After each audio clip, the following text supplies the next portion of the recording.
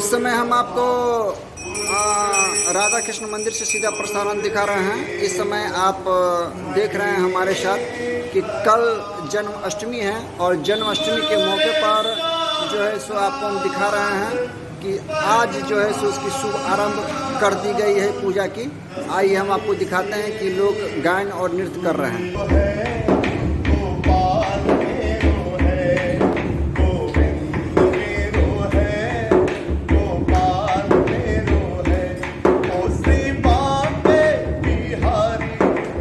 आप KVPR news से सीधा प्रसारण देख रहे हैं भारत से। इसमें आप देख रहे हैं कि कल की तैयारी के लिए जो है सो कल कृष्ण जन्माष्टमी है। कल की तैयारी के लिए जो है सो आज इसकी शुभारंभ कर दी गई है। आप देख रहे हैं कि कितने अच्छे ढंग से जो है सो ये इनकी शुरुआत किए हैं।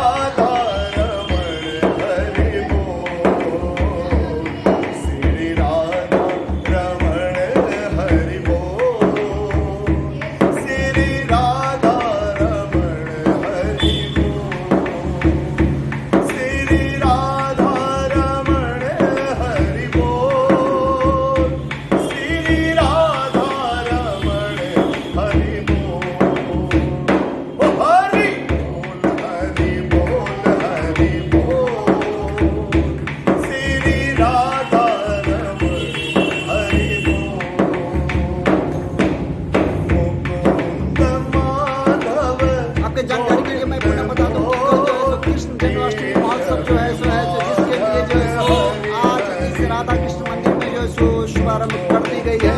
आज देखिए अपना ये गायन पेश कर जो है सो इसकी शुभारंभ किए हैं, जहाँ पर कुछ आपको समारोह भी कराएंगे।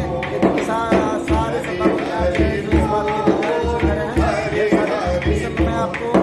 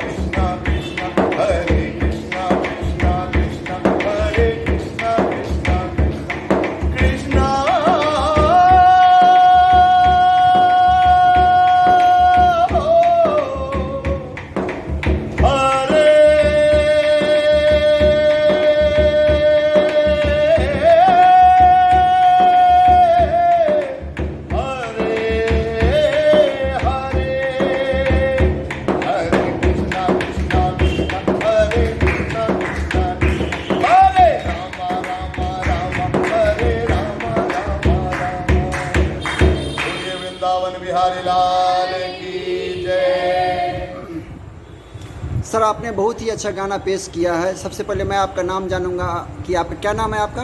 मेरा नाम हुआ सुनील कुमार उर्फ लल्लू जी, लोग हमको संबोधित करते हैं ज़्यादा। अच्छा, आप इस मंदिर के प्रति बहुत ही ज़्यादा समर्पित लगते हैं। क्या आप इसके बदले रुपया लेते हैं या फिर यानी कि प्रभु के पास जो है सो अपना यानी कि फ्री में यानी कि योगदान देते हैं? मंदिर में जो आते हैं वो मेरा भाव है, ईश्वर के प्रति समर्पण है।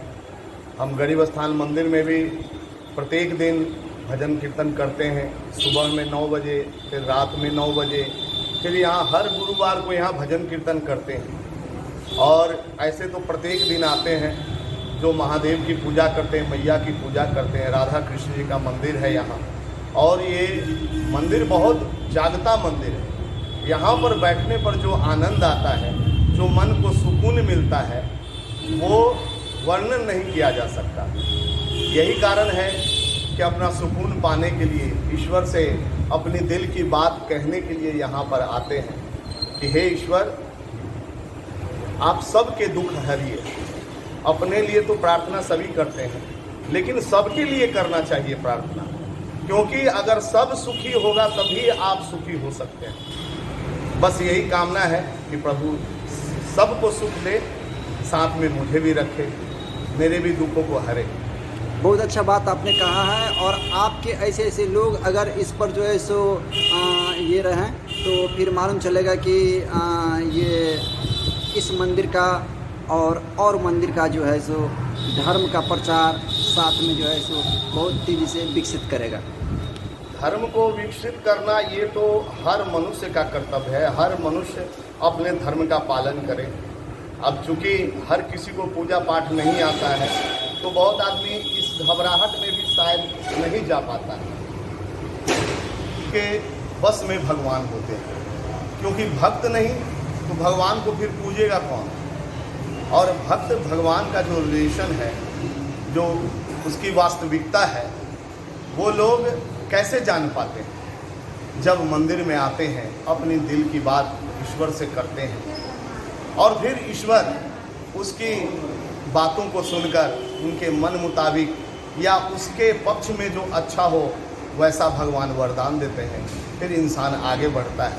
ऐसे तो कर्म प्रधान है, तो कर्म में पूजा भी आता है, कर्म में मेरा काम भी आता है, काम भी एक पूजा है। ऐसा नहीं कि हर कोई मंदिर में जाए तो ही भगवान मिलते हैं, तो ही भगवान मिलेंगे, ऐसा बात नहीं है।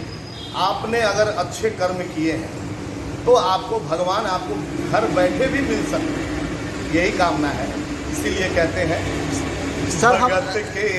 सर हम आपसे चाहेंगे कि आप जो है सो भक्त के लिए जो है सो कुछ ऐसा यानी कि एक गायन पेश करें कि जिसमें यह मालूम चल सके कि सच में भगत के बस में है भगवान।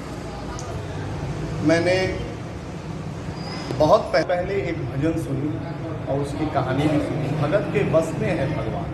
कि कैसे एक महिला अपने कन्हैया से इतना प्यार करती है कि बचपन से लेकर जवानी से लेकर बुढ़ापे तक वो वृंदावन धाम जाना कभी नहीं छोड़ी। और जब इंसान का ही तो शरीर है, एक दिन सबको बूढ़ा होना है, एक दिन सबका शरीर बिस्तर पे आ जाना है।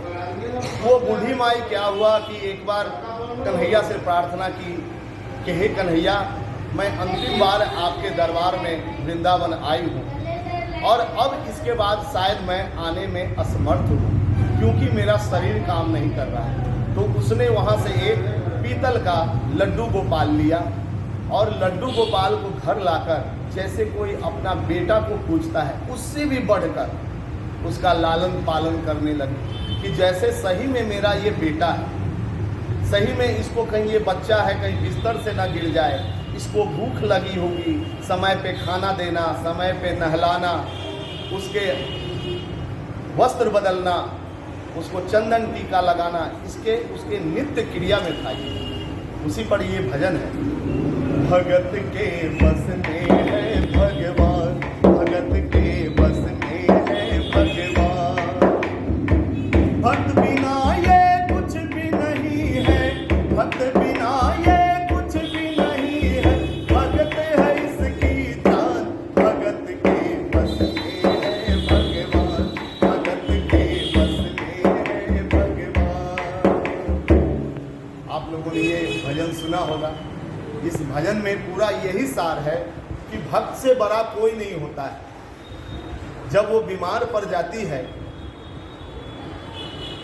ये सुनकर कि हम मेरे कन्हैया का पूजा कैसे होगा, उसके घर में जो बहू थी कंप्यूटर पे काम कर रही थी, जब उसने कहा कि देख आज जन्माष्टमी का दिन है, मेरे कन्हैया को नहला धुलाकर अच्छे वस्त्र पहनाकर उसे टीका चंदन लगाकर उसे पालने में रख दो, मैं यहीं से रस्सी का डोर दे देना, मैं यहीं से झुलाती रहूँगी। पर उसके बहू ने कहा कि देखो मम्मी, मैं अभी कंप्यूटर पे काम कर रही हूँ ऑफिस का, थोड़ी देर बाद करूँगी। तो उस औरत ने झल्ला कर कहा कि नहीं, मेरे इस घर में सबसे पहले मेरे कन्हैया का काम होगा, उसके बाद कोई दूसरा काम होगा। वो बेचारी ऑफिस का काम कर रही थी, थोड़ा झल्ला गई। झल्लाहट में जो लड्डू गोपाल का जो मूर्ति उठाई हाथ से गिर गई। हाथ से गिरते ही वो तो हाय तौबा मचाने लगी, वो चिल्लाने लगी, उसकी तबीयत बिगड़ने लगी। अगल बगल के सारे लोग आ गए कि अरे तो इतना अच्छा घर है, इतना हमेशा कृष्ण का पूजा ये लोग इतने दिल से करते हैं, हर समय कृष्ण भजन हम लोग को सुनने का मिलता है, आज ये हल्ला गुल्ला क्यों? तो सभी लोग इकट्ठे होने लगे। बोला माई क्या बात हुआ? अरे देखो मेरा कन्हैया गिर गया, देखो इसे चोट आई है, जल्दी से कोई डॉक्टर को बुलाओ। अब उसका बेटा आया, बोले कि माँ देख ये पीतल का मूर्ति है, इससे क्या चोट लगेगा? उसकी माँ ने कहा कि नहीं, ये मेरा कन्हैया है, तू सब पागल है, ये कन्हैया है, कन्हैया जो इतना छोटा सा बालक है ऊपर से गिरा, इससे क्या चोट नहीं आई होगी? जल्दी से डॉक्टर को बुला। अब मोहल्ले वाले कहने लगे अरे यार देख लो, तुम्हारी माँ ने भी तुझे पाला है, तुम भी कभी बच्चे थे, तो आज इनकी जिद पूरी कर दो, कल तुम्हारी जिद पूरी की थी इन्होंने। जब ये बात सुना तो कहा कि अरे यार क्या कहते हो, कौन सा डॉक्टर ऐसे सुन के आएगा? लेकिन चलो बड़े बुजुर्गों की बात मानी, वो बेटा गया डॉक्टर को बुलाने, लेकिन कोई डॉक्टर आने के लिए तैयार नहीं हुआ। जब कोई डॉक्टर आने के लिए तैयार नहीं हुआ तो एक डॉक्टर को लालच दिया कि चल तेरी जो फीस है उसकी दुगनी फीस दूंगा, सिर्फ जाके बता देना मेरी माँ को कि तेरा कन्हैया सही है। अरे ये भी तो एक इलाज है, वो मानसिक रूप से बीमार है, तू जाके उसका इलाज ये कर दे, उसको बता देना कि ये तेरा कन्हैया सही है। डॉक्टर को बात जमी, वो गया, कन्हैया को देखा, फिर बोला कि माई तेरा कन्हैया ठीक है।